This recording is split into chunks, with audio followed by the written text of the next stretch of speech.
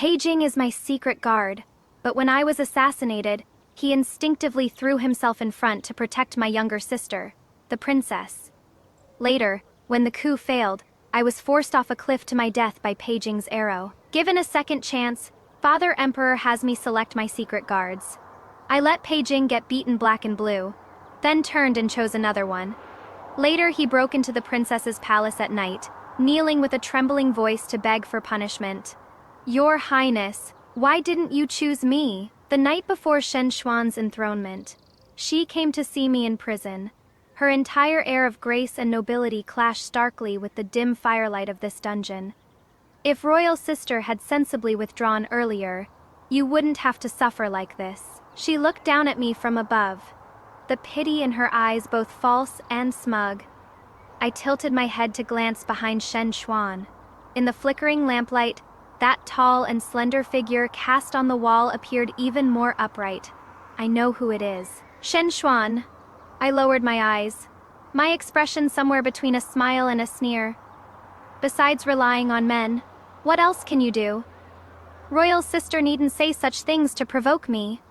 Shen Xuan glanced at the person behind her, the smile in her eyes deepening. She waved her hand signaling the person to leave first, then bent down, her voice so soft only I could hear. My dear Royal Sister, do you know how I obtained that command token of yours? Before I could answer, she had already started laughing softly. It was personally delivered into my hands by that person you've kept in your heart for years. Oh right! Imperial Sister hasn't truly gotten to know him yet, has she? What a shame! I wasn't surprised. That token, from beginning to end, I only ever gave to Paging alone, and Paging, as my personal shadow guard, betrayed me. Seeing that I wasn't angry, Shen Xuan also lost interest, and after saying a few words, left the prison with undisguised disgust. That night, my former subordinates took the opportunity to break me out of prison, but were discovered by Paging, who had been waiting outside. When forced to the cliff's edge, it was Paging again who shot the final arrow. Your Highness! But as I fell off the cliff, I vaguely heard this person's heart-wrenching roar. Teach. Truly disgusting. However, when I opened my eyes again, I had been reborn. Jenner, take a look and see if there is anyone you fancy. Mother Empress held my hand and gestured toward the row of youths before us, speaking meaningfully. This will be your personal shadow guard from now on, so don't throw one of your usual tantrums. You must choose carefully. Back to the day, I selected my shadow guard. Row after row of youths dressed in black martial attire stood before me.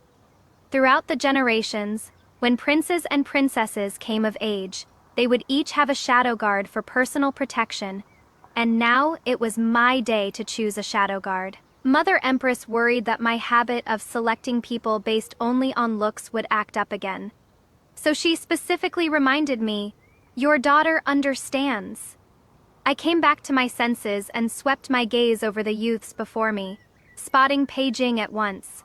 He truly was born with an exceptional appearance. Especially after being punished the night before, his face was pale, yet his posture was even more upright. In my previous life, my weakness for good looks kicked in, and I took a liking to Paging at first sight. After that, I treated him extremely well, keeping him by my side every day, not needing him for personal protection. In my youth, I merely liked that pretty face, but later on, I truly fell for him. Yet Paging still betrayed me. He was clearly my shadow guard, but when I was attacked, he instinctively threw himself to protect Shen Xuan.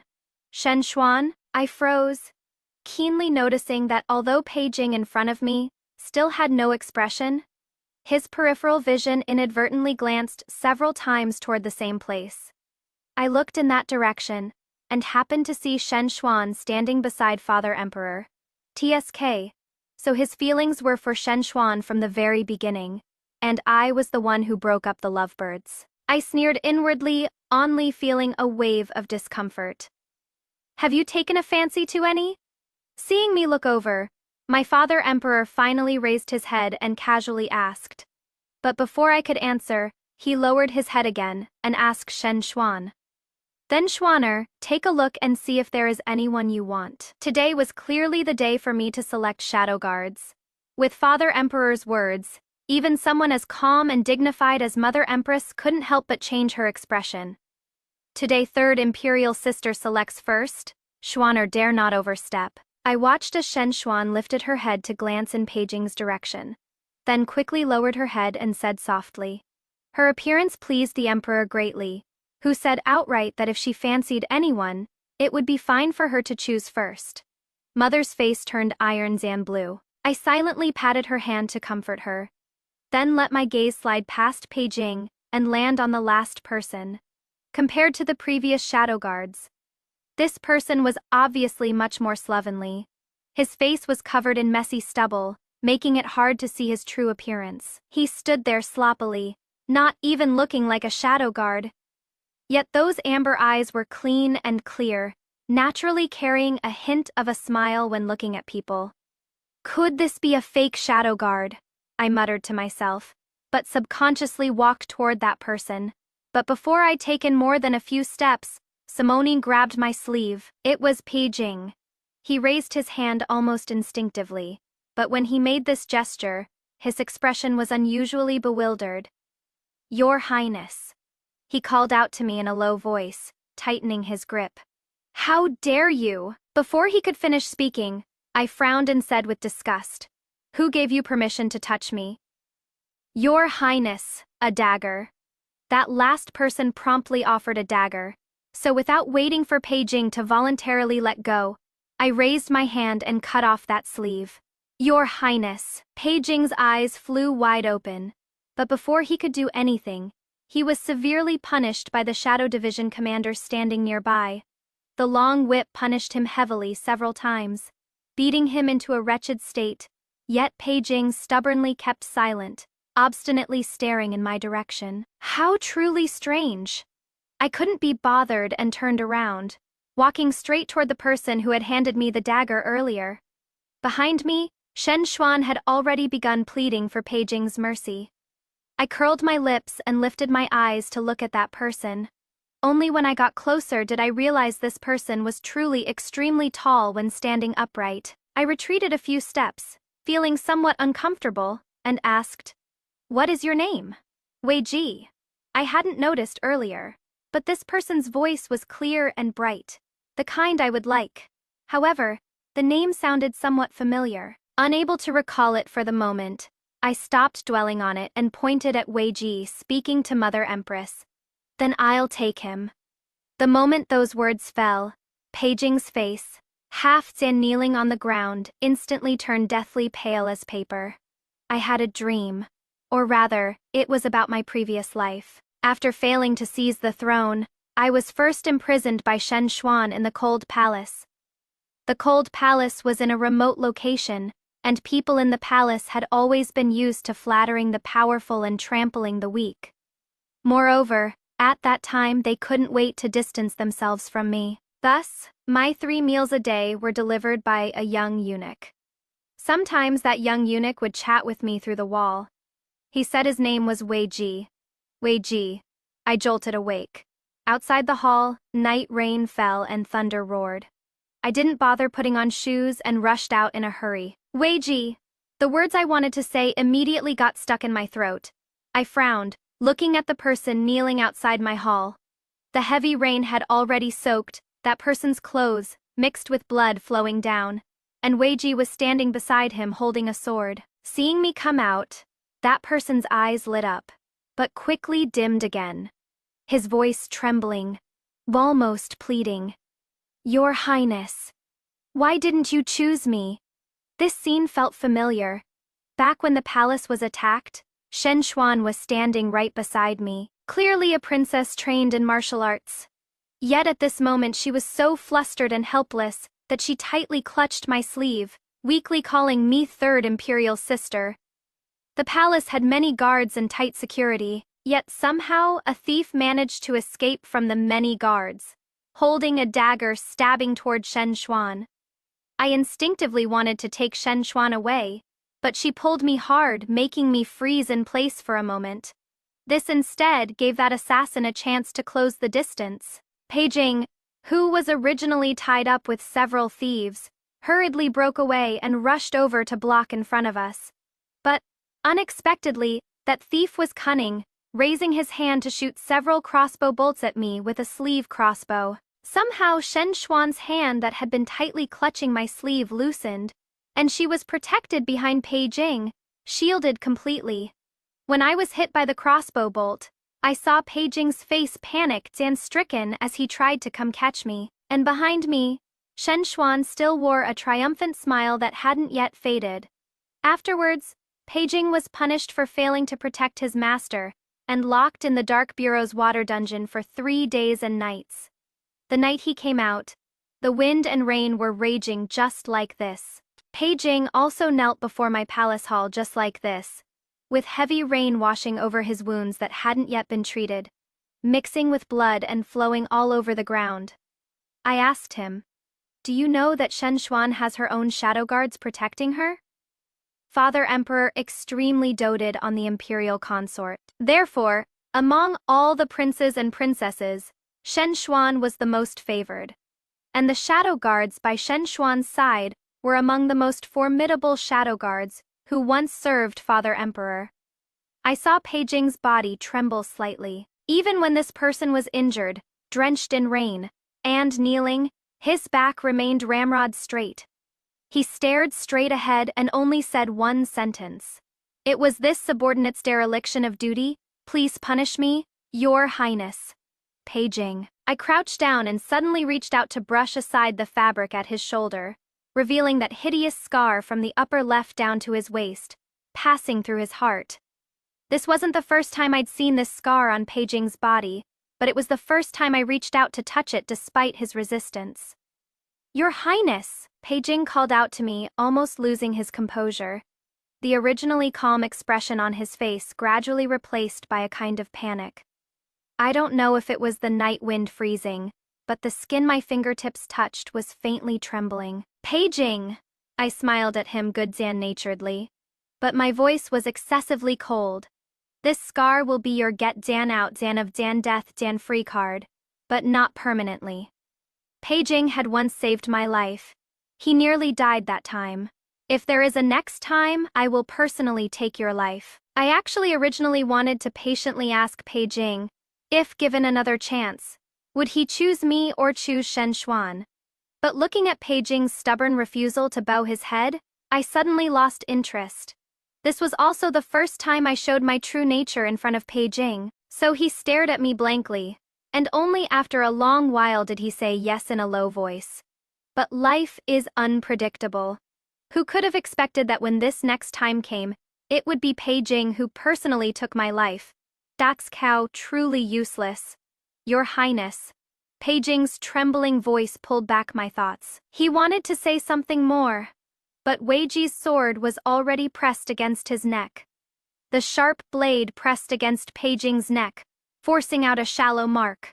"Breaking into your Highness's bedchamber at night deserves death." Wei Ji's voice was clear and bright, still with that carefree and casual manner, but the hand gripping the sword was rock steady.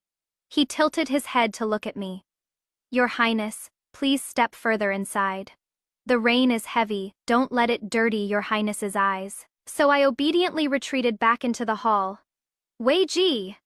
The distance was somewhat far, so I asked him loudly, "Then why haven't you made your move yet?" By rights from the moment Peijing barged into my palace, he should have been severely punished. "You've been negligent in your duty." My tone was definitive. Wei Ji couldn't help but let his hand shake, so the mark on Peijing's neck deepened even more. "Got startled, sorry about that." Wei Ji glanced over and said casually, "My little Highness is young and loves to joke around when speaking. Brother, don't take it to heart, and don't go pestering my little Highness after you leave." Who knows which word provoked Peijing? His eyes reddened, his chest heaving up and down due to intense emotion. He said sternly, "If I were an assassin, then your Highness would be in danger right now.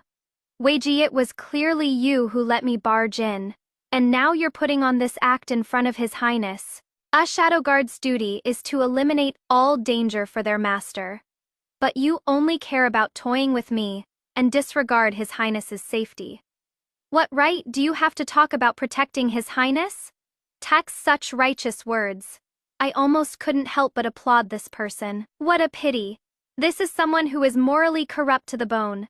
The figure of the young man kneeling on the ground gradually overlapped with the figure of the person who shot and killed me with an arrow that day. I narrowed my eyes and looked at him for a while, then suddenly laughed. I asked him, "What is your name?" "Peijing." "Peijing, huh? Peijing, huh? Then from now on, you'll be the person this palace protects." Peijing looked at me in disbelief, the color draining from his face bit by bit. That gaze was so sorrowful, it fell on me through the rain curtain as if it had taken physical form. I still smiled pleasantly, but this time I spoke to Wei Ji. "Why haven't you made your move yet? Are you planning to make this palace do it personally?" Wei Ji scratched his chin and nodded. However, just as he was about to strike, Peijing finally collapsed unconscious, unable to hold on any longer. So I heard this person click his tongue and comment loudly, as if deliberately making sure I could hear. More useless than an embroidered pillow? How did he even become a secret guard? How is he supposed to protect his master? Then he looked up at me with exceptional sincerity and benevolence. "Little Highness, why don't we just teach him a few lessons? After all, he is now the 7th princess's secret guard." I thought for a few seconds and felt that Wei Ji's suggestion was brilliant. I was even itching to do it myself, but in the end, it didn't work out. Because Shen Xuan came. I watched as she was ushered in by a group of people at a trot, rainwater soaking the hem of her expensive crane cloak, but she didn't care one bit. "Third imperial sister!" Shen Xuan was panting slightly. She spread her arms to block in front of Peijing, her face unable to hide her anxiety. "Don't hurt him." The Shen Xuan at this time had not yet reached the age of hairpin ceremony, her face tender and innocent, looking inexperienced in the ways of the world. But it was precisely this kind of person who saw through my disguise of many years, and then, as if prophetically, prepared foolproof countermeasures against my every step. So I tilted my head to look at her, smiling faintly. "Fine. But 7th imperial sister, you better keep a close eye on this person by your side, and don't let him out to cause trouble again in the future." Shen Xuan bit her lower lip, her complexion showing a moment of embarrassment. I actually didn't take Shen Xuan too seriously, even when my bid for the throne failed, when I was locked up in prison, and when Shen Xuan ascended to that most noble position in the world. I still didn't think much of her. But I was truly curious about how this person came to know of my ambitions. Everyone in the world knew that the 3rd princess of the Great Feng dynasty, Shenzhen, was debauched and tyrannical, willful and arrogant, the most worthless among all the princes and princesses. Even my mother believed this. She would often tap my forehead, both helpless and relieved. "At least you'll have your older brother who is the crown prince to protect you in the future." However, the crown prince brother who should have protected me died young in that witchcraft disaster everyone heard about. Father Emperor felt guilty, so he indulged my willfulness even more, and even Mother Empress was too overcome with grief to manage me. It wasn't until my younger brother was born that Mother Empress emerged from her sorrow. But by then, my bad reputation had already spread, and there was no way to salvage it. Yet, oddly enough, only Shen Xuan, only she used that most innocent tone to ask my father Emperor. 3rd imperial sister and big brother share the same mother. So how could their personalities differ so greatly?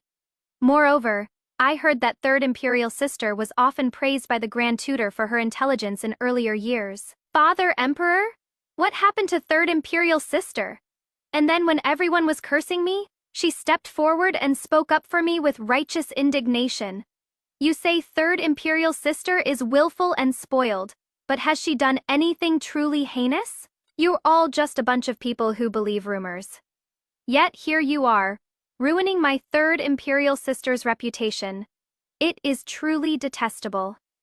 With this, Shen Xuan earned herself a good reputation, while I became a thorn in Father Emperor's heart. When he was still crown prince, Father Emperor had an imperial sister who surpassed him in every way. When people spoke of that princess, all that remained was a sigh.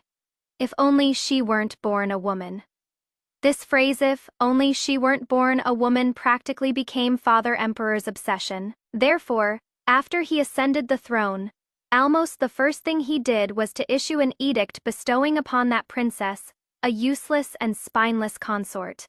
Later, that princess took up long-term residence at a temple to cultivate her body and mind, which finally put Father Emperor's heart at ease. It is quite laughable when you think about it.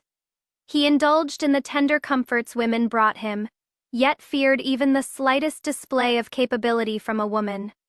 Even if that person was his own daughter, these people believed that women were naturally born to kneel in submission beneath men. So later, when he saw me indulging in frivolous pleasures and spending my days in debauchery, although Father Emperor would scold me once or twice on the surface, there was no trace of reproach in his tone. And what Shen Xuan did was to pick out that thorn in Father Emperor's heart once again. At that time, I did develop a bit more interest in Shen Xuan. I wanted to see just how far she could go to deal with me. Open and covert struggles between princes and princesses were common occurrences. I didn't think there was anything wrong with Shen Xuan focusing her attention on a useless princess like me. However, the reality greatly disappointed me. What Shen Xuan could do was rely on her innate talent to bewitch the men around her until they were completely infatuated. Then use them to achieve her own goals. It was also strange. Every man who met Shen Xuan would be unable to forget Nian Nian about her. Even Pei Jing was no exception. Shadow guards trained by the Dark Bureau since childhood were extremely loyal to their masters, with no precedent of ever betraying them. But Pei Jing was the one and only exception.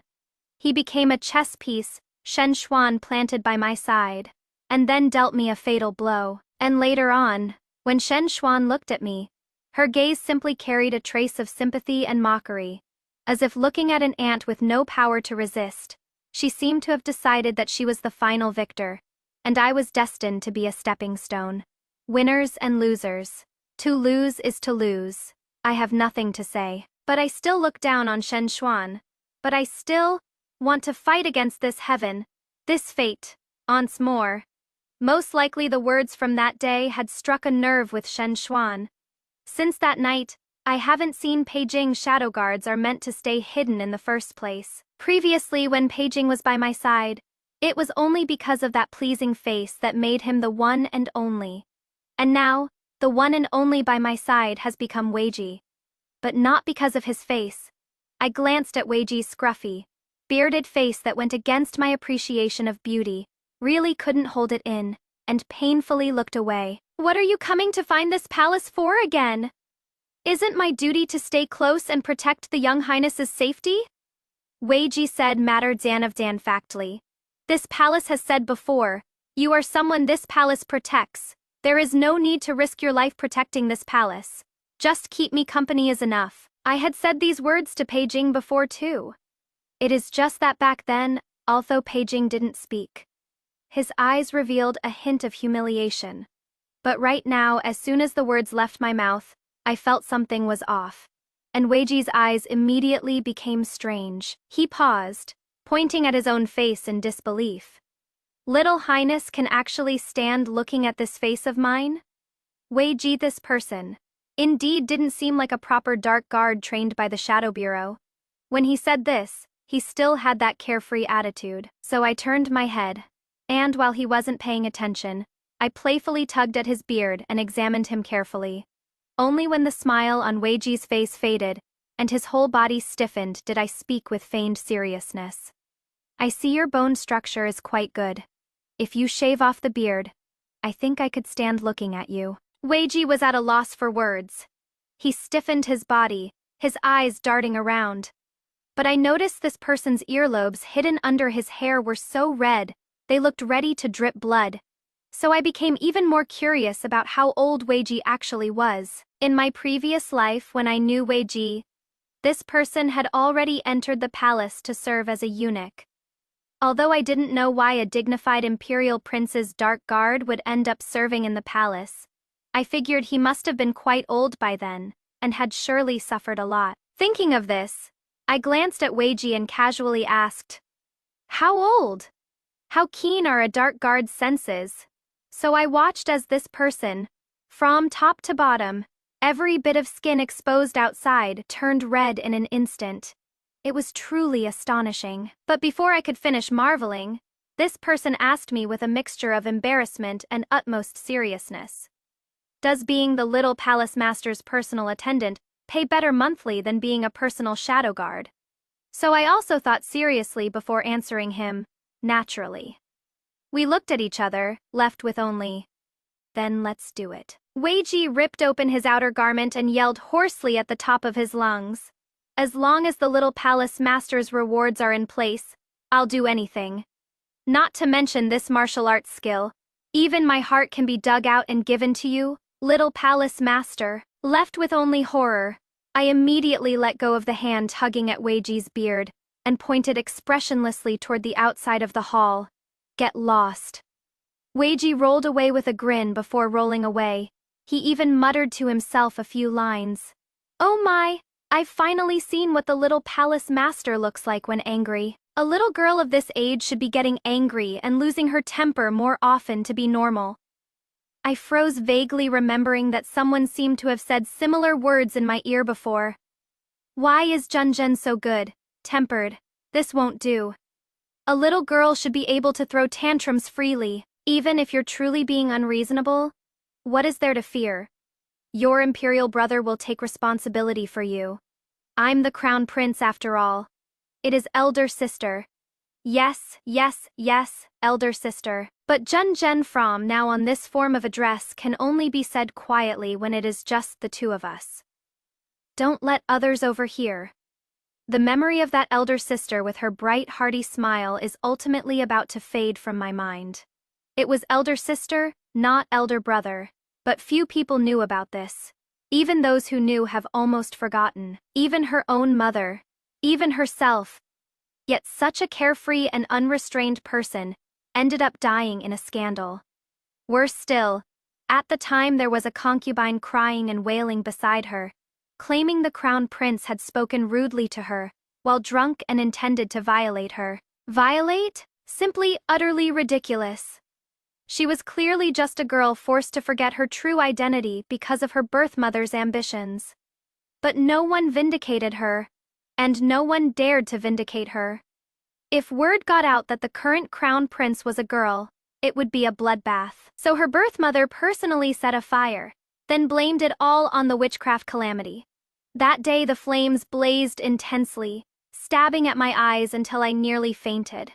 But I forced myself to watching as the great fire was extinguished, watching the ruins and rubble on the ground. My elder sister lived her life honorably and upright, with the talent to govern, and should have been an enlightened ruler of her generation.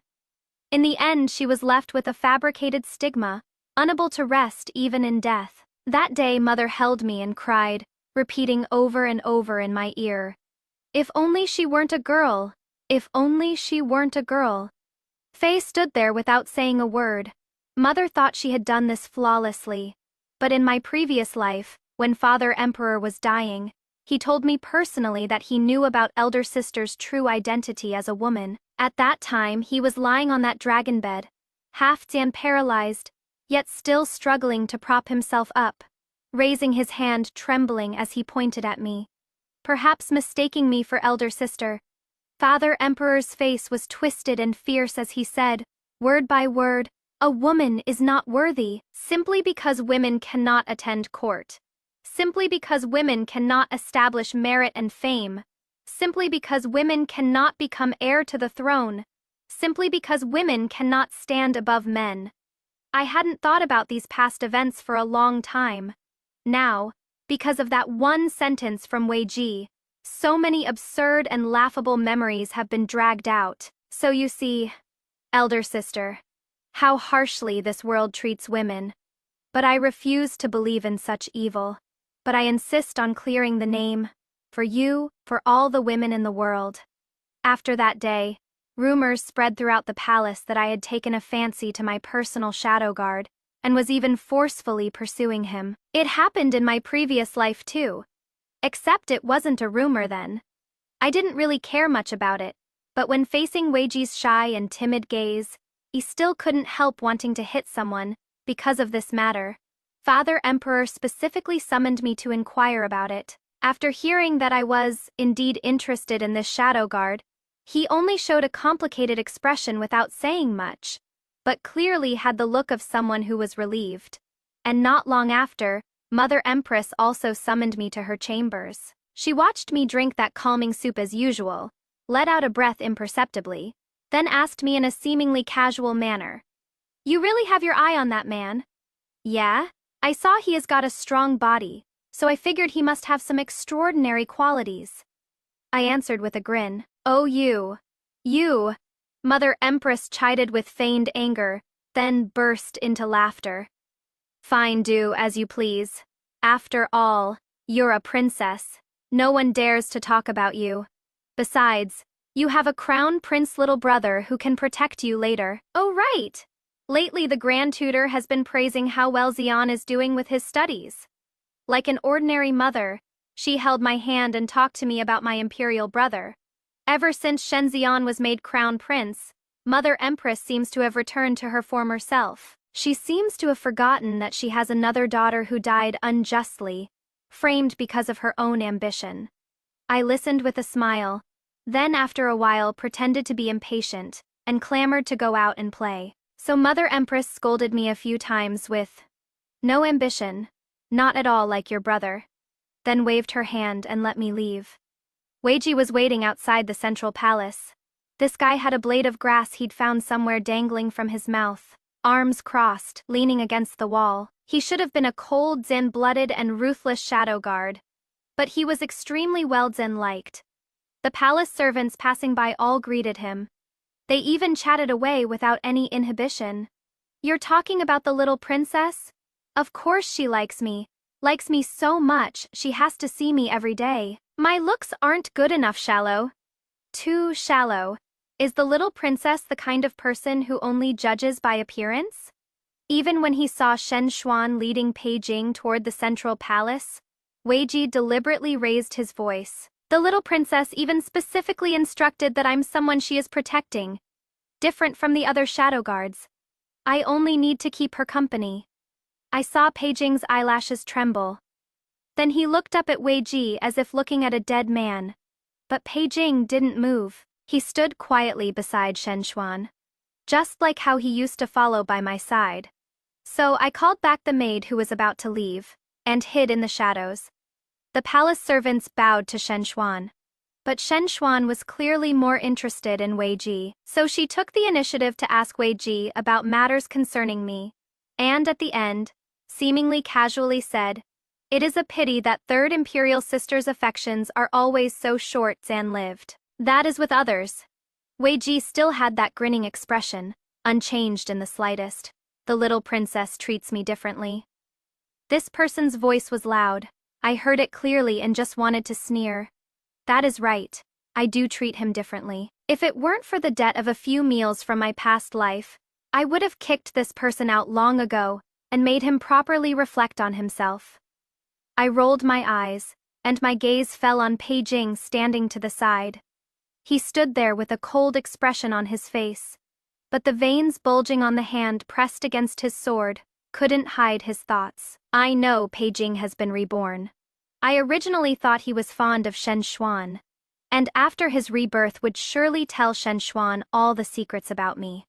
But after waiting several days, I haven't seen Shen Xuan make any moves, and she even faintly shows signs of losing her composure. Yet his behavior that day looked like he was deeply in love with me, and heartbroken by me.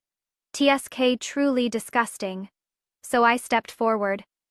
"What, seventh imperial sister has taken a liking to this little guard of mine? That won't do."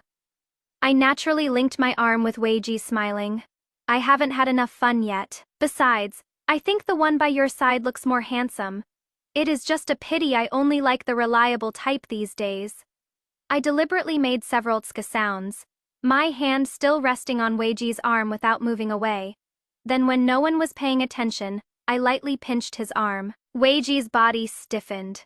He closed his mouth and became even more expressionless. Third imperial sister, don't talk nonsense. Shen Xuan frowned. Ah, Jing is only responsible for protecting me. Yes, yes, yes, I nodded perfunctorily. Seventh imperial sister has always been pure and chaste. It was I who spoke carelessly. Hearing this, a trace of surprise quickly flashed across Shen Xuan's face. I didn't want to get entangled with her at this moment, so I wanted to leave with Wei Ji first. But I didn't expect Shen Xuan to suddenly bite her lip and call out to me.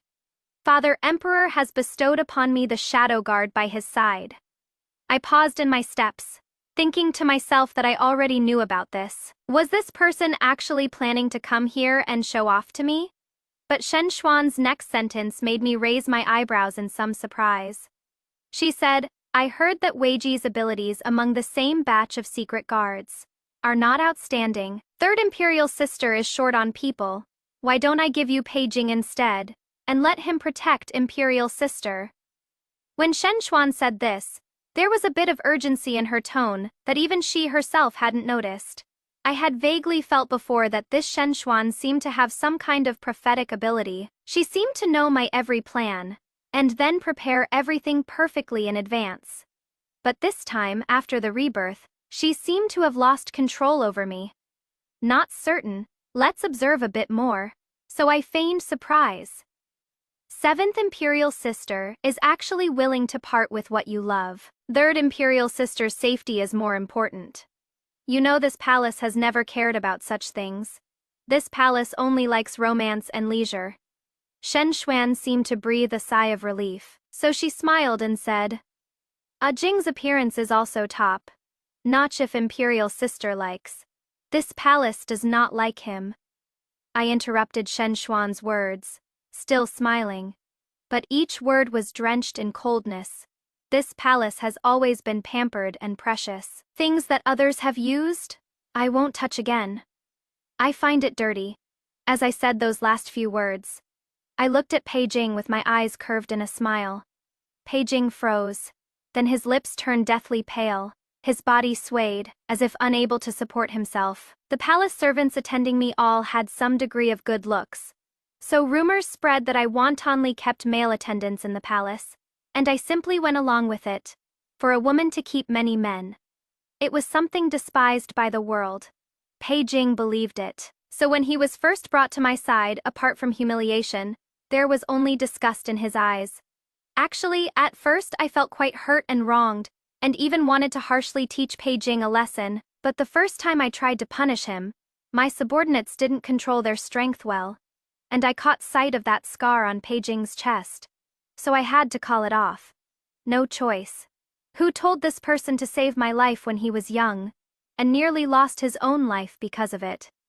Elder sister said that life is much more important than face. So I endured it for the time being, thinking that time reveals a person's heart, and maybe this little secret guard would change his opinion of me. But I didn't wait for a change of opinion. Instead, I waited for Pei Jing to call me dirty. I vaguely remember it was during Pei Jing's birthday. Thinking it was his first birthday by my side, I got interested and personally carved him a small wooden sword, just waiting for him to come get a red sword tassel for it. I had wanted to deliver it myself, but was delayed by some matters, so I casually called over a palace servant to deliver it. That palace servant delivering the item had some good looks, which perhaps led Pei Jing to misunderstand. Later, that little wooden sword was returned. The person reporting said Pei Jing claimed his status was too lowly to accept such a reward. But Shi Luo, who grew up with me, stamped her feet in anger beside me, yelling, I clearly saw that person say the wooden sword was dirty. The thing wasn't dirty. He just found its maker dirty, so I could only force myself to think about that scar on Pei Jing's chest, and once again, my life won over my pride. Only after that time, I never again gave Pei Jing any little trinkets I made myself. But I still treated Pei Jing very well. During the day, Shen Xuan did not succeed in sending Pei Jing away, Though I knew she would certainly have other tricks up her sleeve, I never expected she could do something so absurd. A few days later, looking at Peijing, who had been specially dressed up and sent to my bedchamber, I thought indeed, my looking down on Shen Xuan was justified. A top-tier hidden guard trained by the Dark Bureau, yet willing to come to this palace as a little plaything at others' mercy. I shook my head in mock amazement, not approaching. If your bureau chief found out, he'd surely think you're the disgrace he trained. Peijing had always respected that Dark Bureau chief. But this time, I guessed wrong. There wasn't a trace of shame or anger on Peijing's face. He just stared at me with dark eyes, then slowly walked towards me. His clothes weren't fastened properly, and the scar at his collar was faintly visible. But Peijing seemed certain that once I saw that scar, would treat him differently. So I did as he wished, my gaze fixing on that scar. The smile on my face gradually fading. I saw Peijing visibly relax a little.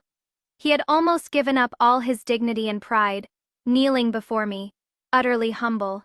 He said, "Your Highness, I'm not dirty." When Peijing said this, his voice trembled.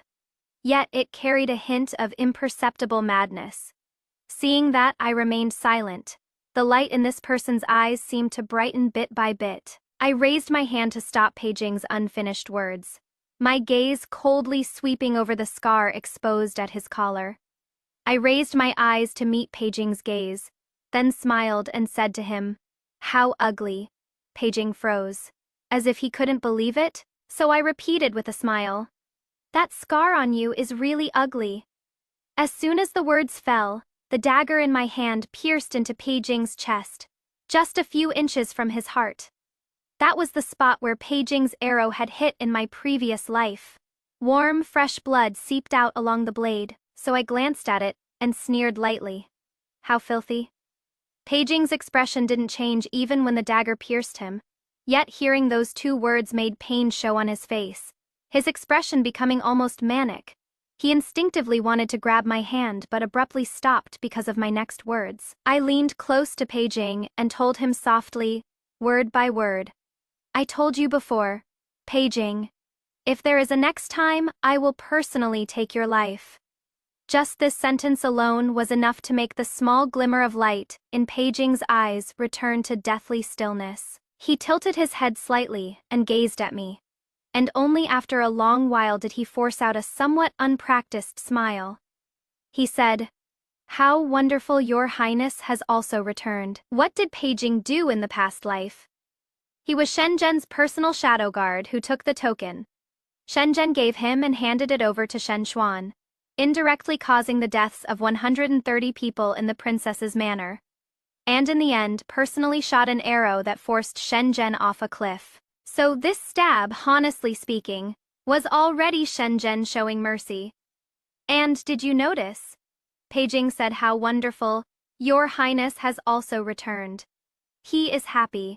He'd rather be stabbed by Shenzhen than be treated as a stranger by her.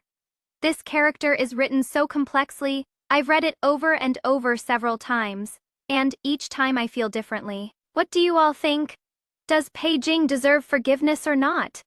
Let's chat in the comments. Peijing said before that Wei Ji was putting on an act, but I actually think his current appearance is extremely hypocritical. Thinking this, I casually said it out loud.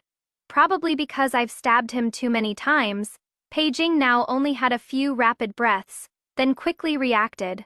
He lowered his head almost humbly, just about to say something when the doors to my sleeping quarters were forcibly broken open, accompanied by Wei Ji's gradually irritable voice. "Which blind fool has the guts to poach this young master's girl while he is away?" I thought to myself that I really have been giving Wei Ji too much face lately. This kid's getting bolder and bolder. I turned my head, about to snap back at him a few times, but when I looked up and saw the person, I froze. Wait, who is this young gentleman with a baby Zan doll face? However, Peijing's reaction was even more intense. He almost instinctively tried to stand up and block in front of me, covering my view of Wei Ji. His tone panicked. "Your Highness, don't look at him." But this person has been punished several times since his rebirth, And now I've stabbed him hard again, losing too much blood. He nearly stumbled unsteadily. So I heard Wei Ji's usual sarcastic comment again. Even more useless than a pretty boy. How did he even become a shadow guard? Wei Ji stormed in aggressively, looking like he was determined to hold someone accountable, but his steps gradually slowed down. When he finally stood before me, he looked quite at a loss, yet still had to crane his neck and ask me, "What is the little highness looking at?" "Looking at your face, which does indeed have a few points of beauty that this palace can appreciate," I remarked with some feeling, thinking to myself that it is no wonder this person usually keeps a beard to cover his appearance. I originally thought that saying this would make Wei Ji blush at the ears like usual, and then lecture me improperly, saying that the little highness shouldn't judge people by their looks alone. But this time, Wei Ji just glared at me with a strange look in his eyes and snorted coldly. I knew it! I was choked by him, and in the end simply pointed at Pei Jing with a wooden face. This palace's bedchamber was attacked. Wei Ji, this is your second time failing to protect your master. Do you acknowledge your guilt? Wei Ji continued to sneer. I'm afraid what came was sweet talk instead. I increasingly felt that I must have been too tolerant of Wei Ji these past days. Before I could open my mouth in anger, this person squatted down first, planning to lift Pei Jing with one hand and take him out. But he paused while reaching out. Why do you also have a scar here? After saying that, Wei Ji even reached back to touch his own chin, looking thoughtful. Could it be that fierce and good, Zan-looking secret guards all must have a scar on their chest? Wei Ji also has a scar. I froze, me body moving faster than my brain as I reached out to grab Wei Ji's wrist, rolled up his sleeve, and looked toward his collar. Caught completely off guard by this, he immediately started wailing at the top of his lungs again. Little Highness, I know you're curious, but could you please not get handsy in front of others? I ignored him, staring unblinkingly at the knife scar on Wei Ji's chest, from upper left down to the waist passing through the heart. I'm actually not the biological daughter of the current empress. My mother gave birth to me in the Cold Palace. She had originally hoped to leave the Cold Palace by giving birth to a prince, but unexpectedly gave birth to a daughter instead. So when I was born, I was nearly killed, but fortunately an old nanny saved me. But my days in the Cold Palace afterward weren't easy. Back then, rebels were rising everywhere, and bandits broke into the palace intending to assassinate, then fled to the Cold Palace after their defeat. Naturally, the bandits wouldn't spare the old, weak, sick, and disabled in the Cold Palace. In her panic, that mother of mine actually grabbed me and held me in front of her, begging the bandit to spare her. Perhaps the bandit also found her conduct so despicable that the knife he swung diverted away from me and landed on that woman instead. I watched her fall, warm fresh blood splashing onto my face, but I remained expressionless. Letting her die before you, you can at least say you have no regrets. As soon as he finished speaking, he raised his knife again. But I didn't die, because someone stood in front of me. That person was only about 8 or 9 years old, dressed in black tight Zan-fitting clothes, with a white hawk embroidered on the cuffs. The old nanny had told me that the emperor established the Dark Bureau, where a group of shadow guards were trained to protect the princes and princesses. And white meant this was a young shadow guard who had just entered the Dark Bureau not long ago. Yet this person stood right in front of me, entangled in combat with that assassin. He had some real skill. Plus the assassin was already injured when he arrived at the Cold Palace. So this person took a knife straight to the chest as the price, thrusting his sword into the assassin's heart. But that assassin wasn't dead yet, just temporarily unable to move. And that young shadow guard wasn't in great shape either. I still didn't make a sound. Then I picked up the sword he'd dropped on the ground, gripped it with both hands, and stabbed that assassin several times, until the young shadow guard reminded me with amusement. Little Highness, he can't move anymore. That was the first time I ended someone's life. My hands were still trembling holding the sword. Only then did I belatedly realize I was scared. So that young shadow guard struggled to pull out a small wooden sword and tossed it to me. That thing's too heavy. Little Highness is still young. Better play with this one. I instinctively caught it with both hands. The sword tassel, preserved for a long time and already darkened in color, swayed back and forth in the night wind. I walked over in silence, looking at the wound on his chest, my throat dry. There is no medicine in the cold palace. You're going to die soon. I won't die. The little shadow guard's appearance had been altered. So even though he had lost a lot of blood, his face still didn't look pale. Only this person's eyes were full of smiles, bright as a galaxy of stars. He repeated once more, I won't die, Little Highness. I'm still waiting for you to grow up and come find me to be your shadow guard. I thought this person had already lost his mind. Never mind whether I'd even be qualified to choose my own shadow guard. I wasn't even sure if I could survive myself. So I turned around and went back. But at least, this little shadow guard who had once given me a few steamed buns, had accompanied me to watch the night sky a few times, and had now saved my life. Couldn't be allowed to die. But when I came back with the medicine I had painstakingly saved up, he was already gone. And where he had been before, he left a line of crooked characters. I couldn't read, so I could only memorize what those characters looked like. Such a big commotion in the cold palace naturally caught the emperor's attention.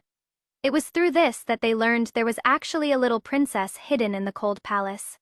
I was taken out of the cold palace and placed under the empress's name to be raised. I learned to read, and so I came to know what words the little shadow guard had left that day. Little Highness, remember to come find me. So later, I really did go to find him. But it seems I found the wrong person. Wei Ji was still noisily saying he wanted to change places to continue.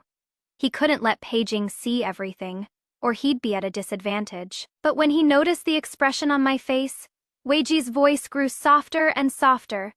Little Highness, are you angry?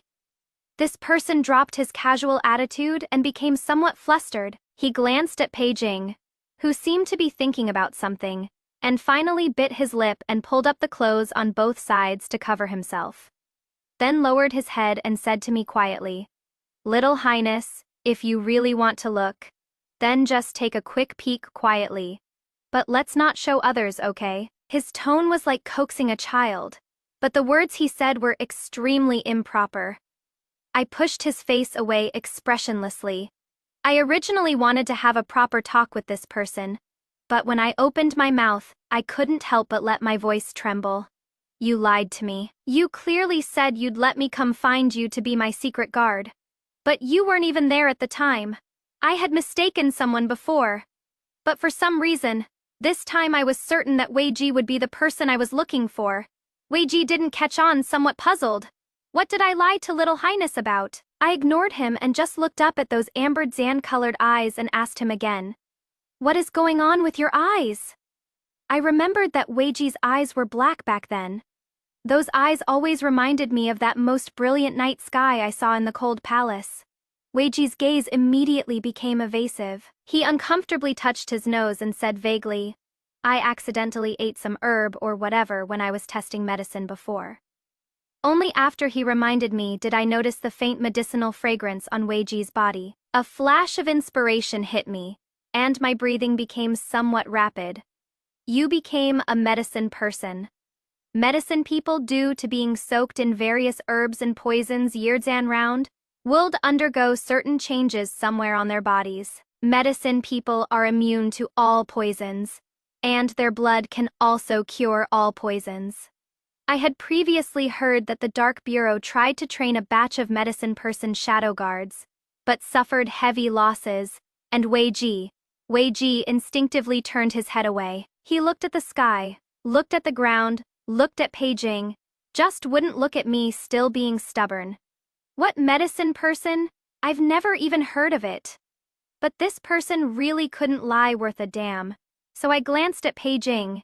He seemed to sense it and looked up. That glance toward me held defeat, pain and struggle. Even more so, a kind of despair of never being able to see hope again.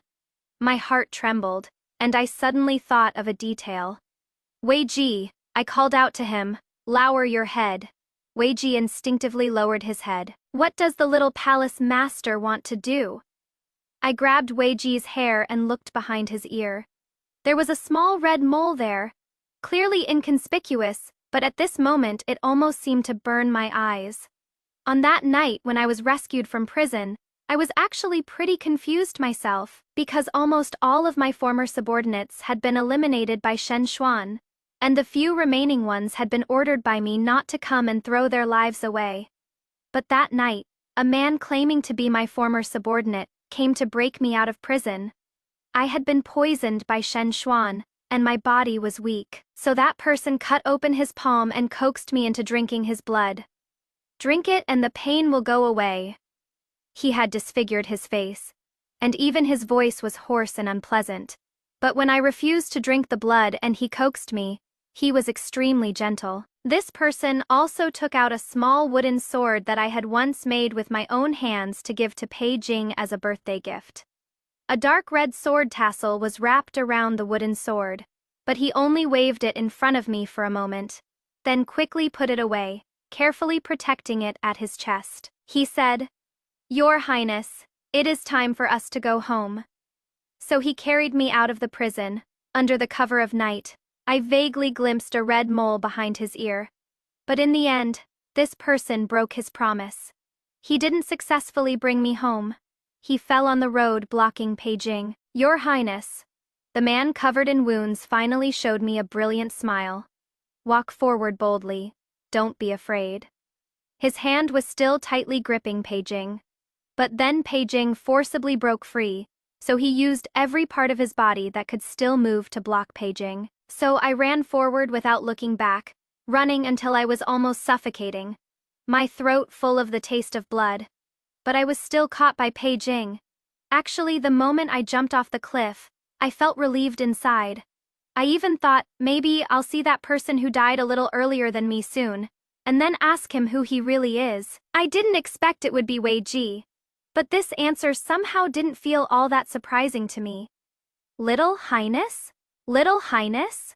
In my past life, when the young eunuch Wei Ji kept me company, he also called me Little Highness with every word. Only a Wei Ji would dare to address me like that. But that night, he only called me Your Highness. He didn't want me to recognize him, so those repeated Your Highness were respectful yet distant. Little Highness. A hand with a rough texture touched my cheek, yet carefully not daring to offend further. "Don't cry. I know. I'm not that good Zen-looking, but it is not enough to scare you to tears, right?" Wei Ji was truly panicking. He fumbled helplessly trying to find a handkerchief on himself, but how would a crude fellow like him have a handkerchief? So in the end he simply gritted his teeth and pulled up my sleeve. "My clothes are rough, and Little Highness has delicate skin, so let's just use this to wipe for now." I was almost amused to laughter by Wei Ji's antics. Seeing this idiot really about to pull my sleeve to wipe my tears, I quickly raised my hand and pulled it away, messily wiping my face with the back of my hand. I snorted coldly. "I'm not that delicate, wiping with my hand is fine." Wei Ji scratched his face somewhat awkwardly, but I clearly heard this person mutter quietly again. "But I want Little Your Highness to be more delicate." My breathing hitched, and I felt the emotions I had just suppressed were about to surge up again. So in embarrassed anger, I simply kicked Wei Ji hard. "Wei Ji, you're lying to me again." "How would I dare lie to you?" Wei Ji jumped up holding his foot with exaggerated theatrics, loudly protesting his innocence. Yet those amber eyes were filled with fragmented and intoxicating smile. I suddenly remembered what Wei Ji said that day. "Oh, I've finally seen Little Your Highness angry. A young lady of this age should get angry and lose her temper more often to be normal. This person really is utterly lawless, audaciously reckless." I pressed my lips together, feeling my eyes burning hot while the area behind my ears also started heating up. So I could only look toward Pei Jing, forcing myself to divert my attention. "Take him away. I will interrogate him personally. I will correct these wrongs bit by bit." The physique of shadow guards is indeed surprisingly good. I just had someone give Pei Jing simple treatment, so he'd have enough strength to answer questions. And Pei Jing showed no intention of struggling. I didn't even need to use torture instruments. This person told me everything he knew. After Shen Xuan ascended the throne, he had overheard a conversation between Shen Xuan and the former noble consort Lian. By that time, noble consort Lian had already become Empress Dowager Lian. According to her, the world we exist in is actually a storybook. Empress Dowager Lian is someone who came from another world, knowing everything that happens in this storybook. In other words, she has So Zan called precognitive abilities. Her daughter Shen Xuan is the destined female protagonist of this world, and I am the biggest obstacle in the storybook, preventing her from ascending the throne to become empress. It sounds absurd, but it could answer all my previous confusion. Like the token I once gave Pei Jing. That token was left to me by my elder sister. The crown prince had an elite force under his command that no one knew about. Brave and formidable in battle. Though only 100 strong, they could face 10,000 enemies. And that elite force was entirely composed of women, following orders from the token. At that time, Shen Xuan, relying on her foreknowledge, foiled my years of preparation at every turn. Although I had backup plans, I was merely putting up a desperate resistance. At my wit's end, I left the token with Pei Jing, having him take the old, weak, and infirm from my princess manor and leave first. But I never told Pei Jing what this token was for. I stationed elite troops at the place they must pass through. Once they saw the token on Pei Jing, those people would naturally protect the people from my princess manor. I originally thought that since Pei Jing had stayed by my side for many years, he should have developed some feelings for the princess manor. He would lead the people from my manor down that path. Just that one section of the road would be enough. Moreover, the people in the princess manor all treated Pei Jing well, but I miscalculated that move. Pei Jing gave the token to Shen Xuan.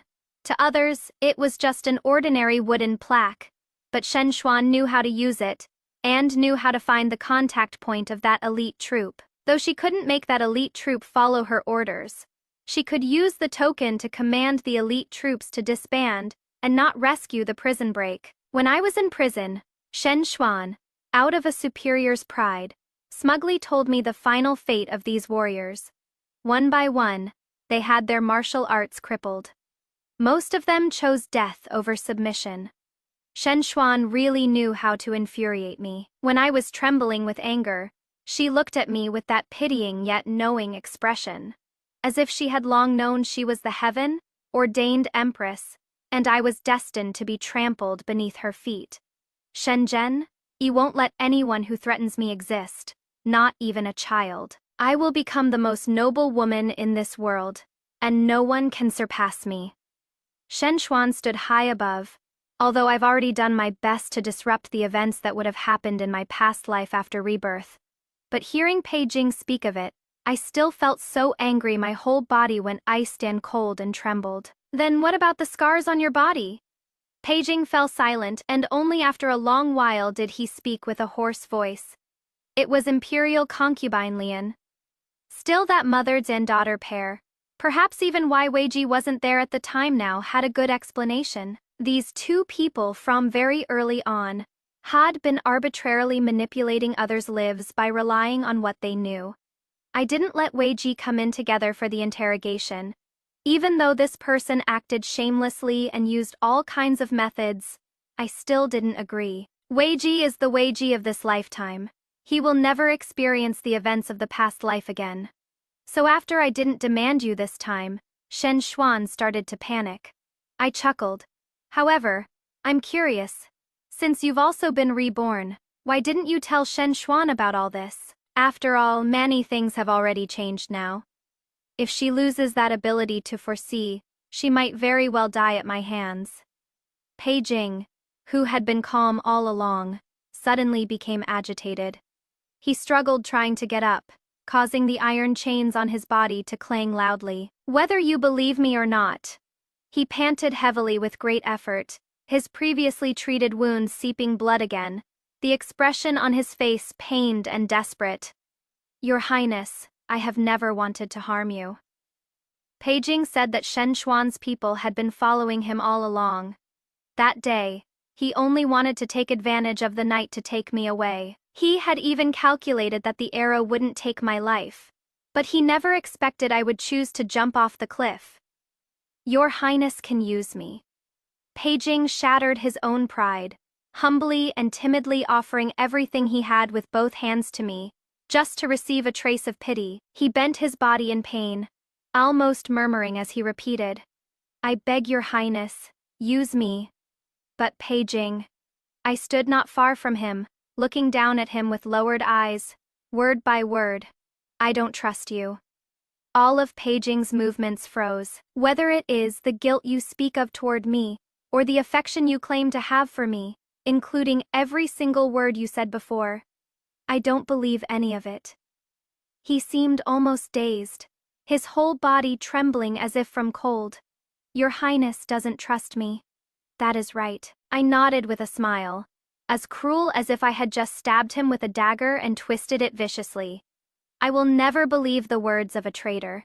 Moreover, even without you, I can still cut Shen Xuan into 1,000 pieces. I thought of the people from my princess's manor who were supposed to be taken away by Peijing, but were instead delivered into Shen Xuan's hands, and of those elite troops that were originally formed to resist the world's injustice. I could only suppress the rage in my heart. Peijing, you'll have to repay the 130 lives of my princess manor bit by bit. Peijing said nothing more. He only choked silently in his throat without making a sound. Rest assured, I will have Shen Xuan come keep you company very soon. As I turned to leave, Peijing suddenly raised his head. He asked me, if there were a next life, and your Highness chose me again, and I had never betrayed your Highness. There is no next life, I interrupted Peijing's words. He looked at me quietly, finally pulling his lips into a pale smile. Yes, I won't have a next life either. I clearly finally managed to beg for this opportunity. I remained silent as before, although I know your Highness surely doesn't want it. But your Highness is merciful, so please just consider it the final pleading of a dying man. In the dark and damp dungeon, Peijing bowed deeply to me in formal salute, each word seeming to ooze drops of blood. Jing wishes your majesty. May your wishes be fulfilled, for thousands of generations. After leaving the dungeon, the first thing I saw was Wei Ji waiting outside holding a bowl of medicine. When this person saw me coming, he didn't say anything, just stared wide, tan-eyed, and then handed the bowl in front of me, gesturing for me to drink the medicine. Before I even got close, I could smell an extremely faint scent of blood. I took it from him, then asked Wei Ji, what made you think of getting rid of your precious beard today? Along the way, quite a few people cast curious and strange looks at Wei Ji. Although Wei Ji didn't say anything, I could still feel his body had become somewhat stiff. Yet this simple question made the person's face flush bright red. Now, without the beard to cover it, that fair and handsome face instantly turned completely red with a whoosh. As if it had been cooked me. I think I know what that beard was for now. Wei Ji coughed lightly and raised his chin slightly toward the bowl in my hand. Little Highness, drink first. I'll tell you after you finish. It wasn't like I hadn't drunk Wei Ji's blood before anyway, so I downed it all in one go without hesitation. Then before I could even ask, he voluntarily confessed. The poison in Little Highness's body has accumulated for a long time, so you need to drink more of my blood. Of course, the blood from each part of my body has different effects. I vaguely felt something was off about what Wei Ji was saying. But before I could stop him, he smiled and pointed at his own neck. For Little Highness's condition, you'll need to take more blood from my neck. I know Little Highness is someone who appreciates beauty, so it must have been quite inconvenient facing my previous appearance. When he got to the end, Wei Ji even let out a heavy sigh, acting as if he had made a huge sacrifice for my sake. This person has always been shameless, and often annoyed me before. It seems that to him, watching me get angry and annoyed is quite an amusing thing, but now is different from the past. I stepped back half a step and looked Wei Ji up and down, After watching the smile gradually fade from his face, I nodded quite seriously. You do look much more pleasing to the eye than before, considering you volunteered on your own initiative. Have someone get you settled later and come to the sleeping quarters. Wei Ji shut his mouth, but it wasn't long before he spoke in a muffled voice. Does your little highness know about the poison in your body?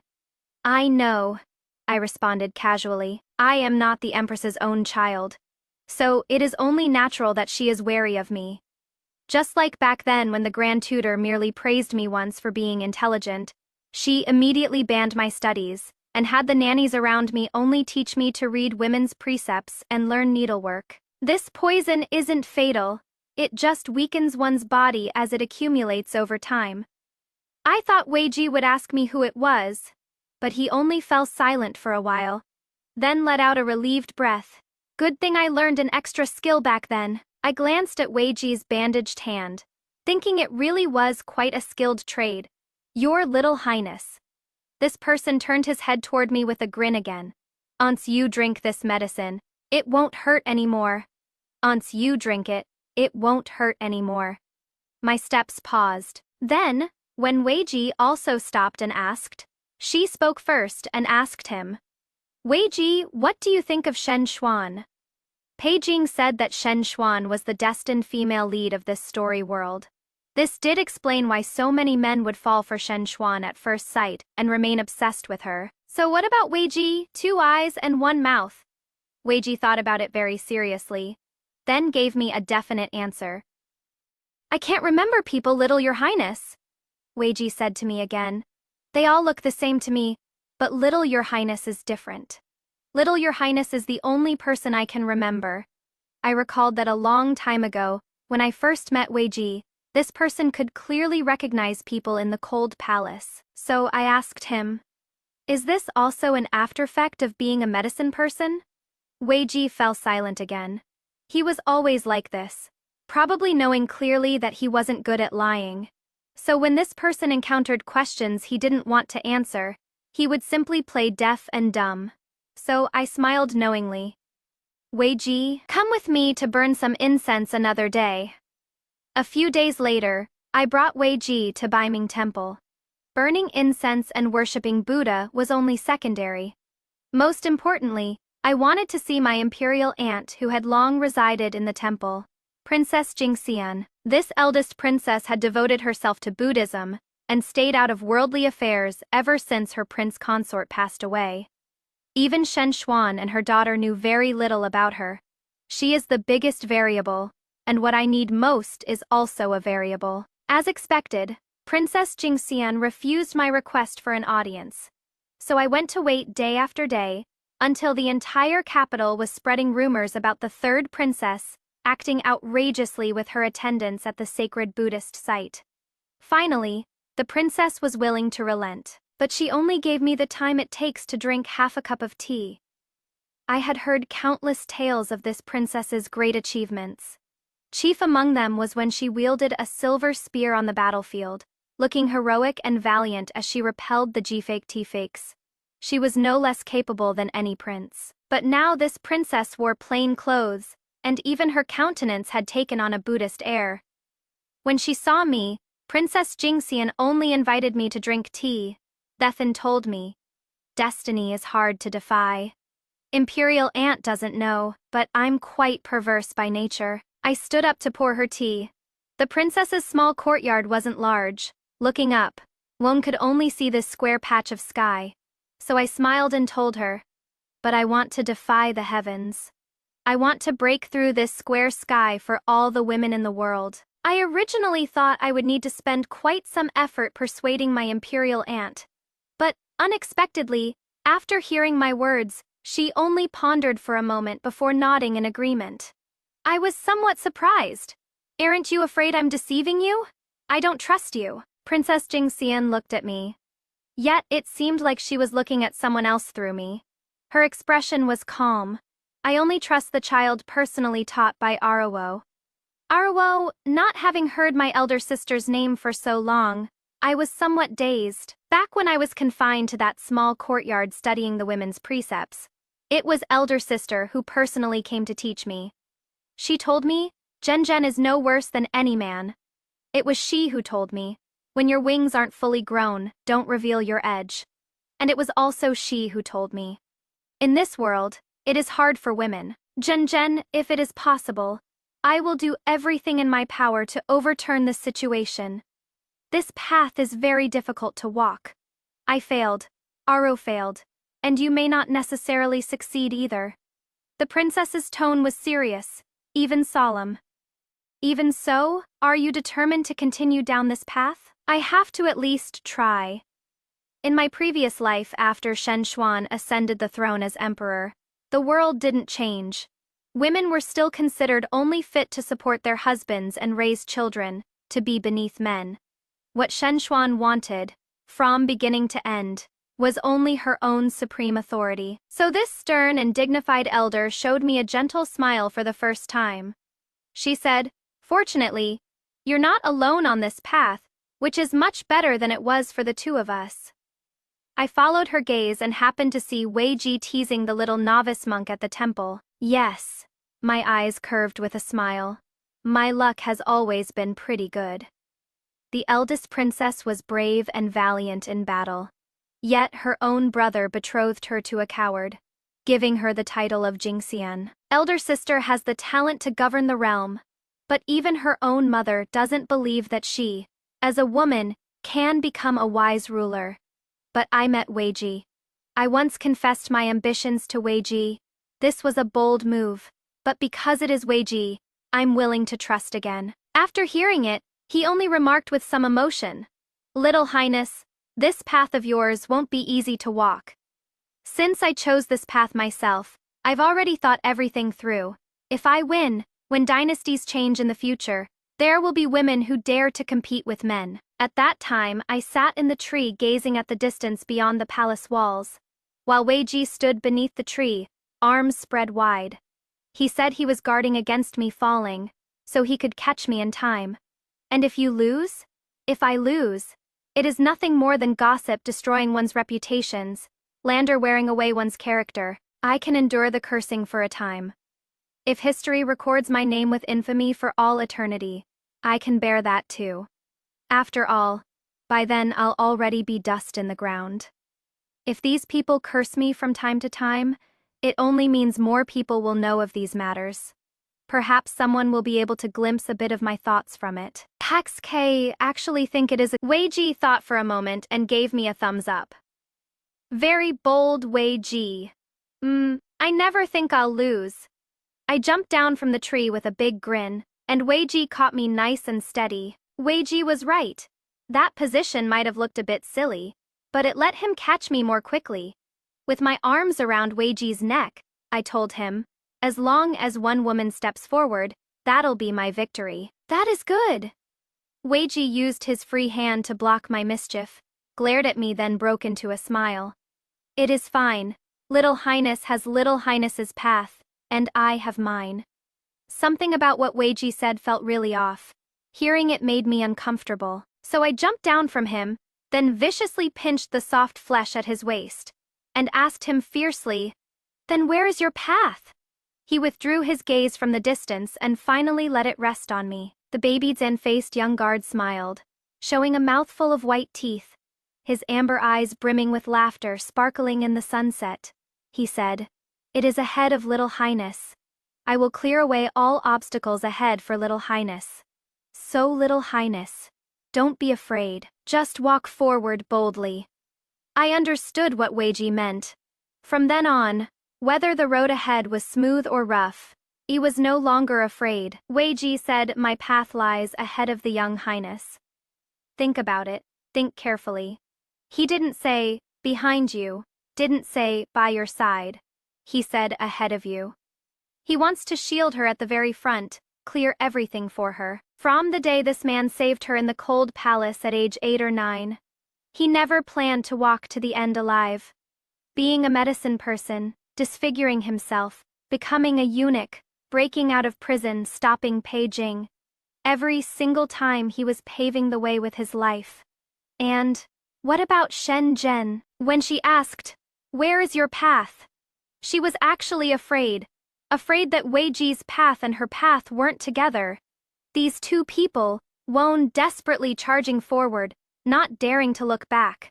Won desperately paving the road ahead, not letting her see. In the 15th year of Shunsheng, the new crown prince died. The empress was grief-stricken and remained in the central palace for a long time without coming out. Following year, Emperor Xuanzong became obsessed with immortality arts and neglected state affairs. Princess Jingxian emerged from Baiming Temple to gently advise Emperor Xuanzong, but was placed under house arrest, angering the court officials. In the 17th year of Shunsheng, the princes fought among themselves, and disasters occurred everywhere. That same year, 7th Princess Shen Xuan presented proposals on water conservancy and new planting methods, resolving the famine disaster in the north. Emperor Xuanzong was pleased and greatly rewarded the 7th princess. However, the following year, the dikes broke during the rainy season.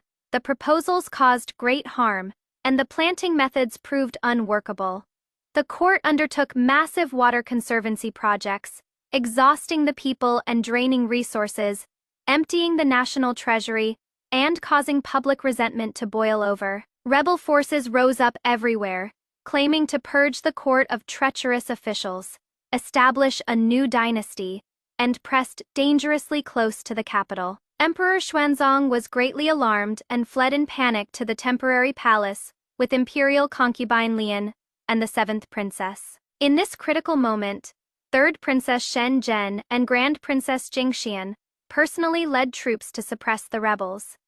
Under their command was an elite force of women soldiers, invincible in battle, unstoppable by 10,000 men. Later, they welcomed Emperor Xuanzong back from the temporary palace. In the 20th year of Shunsheng, 3rd Princess Shen Zhen was named Crown Princess. The entire court was in an uproar. The Crown Princess suppressed them with thunderous methods, assisted by Grand Princess Jingxian and the newly appointed Grand General.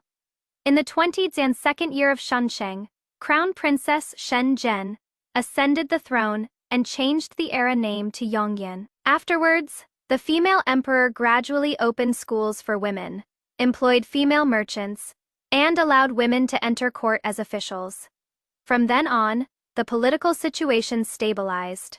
On the eve of my ascension, I went to see Shen Xuan. How is this possible? I clearly succeeded before. Why are there so many variables with you? Shen Xuan glared at me with hatred, yet didn't dare approach. She still couldn't believe she would lose to me, but she also feared my methods. I looked down at her from above. Imperial concubine Lian was already dead. She actually didn't have much ability, only relying on those previous foreknowledge. But now all of that had become ineffective. Conspiring to murder 2 crown princes was a capital offense. Yet Shen Xuan couldn't die, probably because of her identity as the heavened and destined female protagonist. Others surprisingly couldn't harm her in the slightest. Except for Wei Ji. But I didn't want Wei Ji's hands to be stained with Shen Xuan's filth, so I imprisoned her in the dungeon. At first, Shen Xuan still thought someone would come to rescue her, so I would bring Wei Ji to walk around the dungeon from time to time. Later, she became afraid. She knelt and begged me, looking like she'd gone mad. 3rd Imperial Sister. 3rd Imperial Sister, don't you want to save the women of this world? I'm also one of the women of this world. Why won't you let me go? You're wrong. I pulled out the hem of my robe and told Shen Xuan. The ones I want to save are those women whose lives are like duckweed adrift under this social order. The ones I want to save are women who disguise themselves as men to join the army, go to the battlefield to fight enemies, battle bravely and fiercely, yet are envied and framed to death by their comrades because of their female identity. The ones I want to save are women who are blameless, yet are oppressed by the powerful because of their appearance, humiliated to the extreme in broad daylight before everyone. Shen Xuan, they are different from you. Of course they're different. Shen Xuan shouted at me. They're of lowly status, so they deserve such setbacks. The world is like this. It is the world that is like this. That is exactly why I want to change this world. If this world is harsh on women, then I'll insist on vindicating women. I didn't continue talking with Shen Xuan. Pei Jing was also here. So Shen Xuan couldn't even end her own life. I won't let you die. I glanced at the silent paging, then leaned down slightly to stare into Shen Xuan's eyes. Word by word, you must live on, for 10 years, 100 years, and never know peace. When I went out, the sun was blazing bright. Wei Ji was waiting outside. Seeing me come out safe and sound, he finally breathed a small sigh of relief. Are you worried I got tricked by paging again? In past years when I came to the dungeon, he insisted on following me. Once inside, he wouldn't wander around, just blocked in front of paging to keep me from looking. Am I such a petty person? Wei Ji snorted coldly, but after holding it in for a few seconds, he couldn't help himself.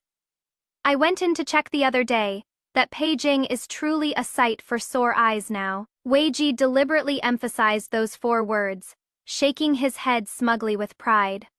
More than just a sight for sore eyes, even his spirit isn't half of yours. I nodded, along with what he wanted to hear. Wei Ji glanced at me, wanting to say something but holding back.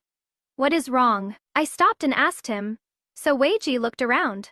Then jumped in front of me, spread his arms, and said quietly, Little Highness, if you think I'm good, looking now just give me a tiny little compliment. Wei Ji! Yes! Seeing my stern face, Wei Ji crisply responded and said no more. But before long he was all aggrieved. Little Highness has been scolding me more and more lately. You clearly praised me for being reliable just the other night. He muttered under his breath. Seeing this person getting more and more outrageous, he interrupted. Is the sword tassel I asked you to make done yet? I carve wooden swords. Wei Ji weaves sword tassels. Each has their own clear task. But my wooden sword was finished long ago, and this person was still lazily dragging his feet.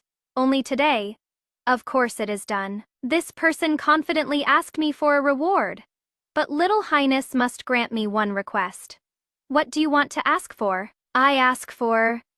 Wei Ji pulled out a red sword tassel from his chest and placed it in my palm. Word by word, utterly serious. May Little Highness be safe and well, free from all worries. Then I wish Little Highness safety and well-being. Just like back then in the cold palace, when that little eunuch and I talked through the night separated by a cold wall. Having failed to seize the throne, I was clearly a person facing death. Yet that little eunuch still stubbornly insisted on wishing me safety and well-zan being. Protecting my safety and well-zan being, and he did it. On the battlefield, before the Chengqian Hall, blocking warriors' swords, deflecting literary condemnation. There was always someone who would smile and say to me, Little Highness, don't be afraid, I'm still here. You just boldly walk forward, don't look back. My Little Highness will surely shine through the ages. I slowly tightened my palm, gripping that sword tassel firmly in my hand, eyes curved in a smile. All right. From then on, safe and well together, year after year. This story ends here. I read this story over and over 3 times. And each time I had different feelings. The first time I read it, I thought it was satisfying. Rebirth and revenge. Right, Shen Zhen finally didn't have to be trampled under Shen Xuan's feet anymore. The second time I read it, I started to feel heartbroken. Heartbroken for Wei Ji. This person was smiling from beginning to end, but everything he did was trading his life for it. The third time I read it, I surprisingly started to have complicated feelings about paging. He said how wonderful, Your Highness has also returned. He was genuinely happy. He sought the chance of rebirth, not to win again, but to see her one more time. But heartbreak aside, that is one thing, and this is another. 130 lives are right there. It is not something that can be brushed aside with just, I didn't mean to. And the character Shen Zhen, she is really written so well. She is not that kind of overpowering female lead who crushes everyone from the start. She also feels pain, fear, and her eyes redden because of Wei Ji's words.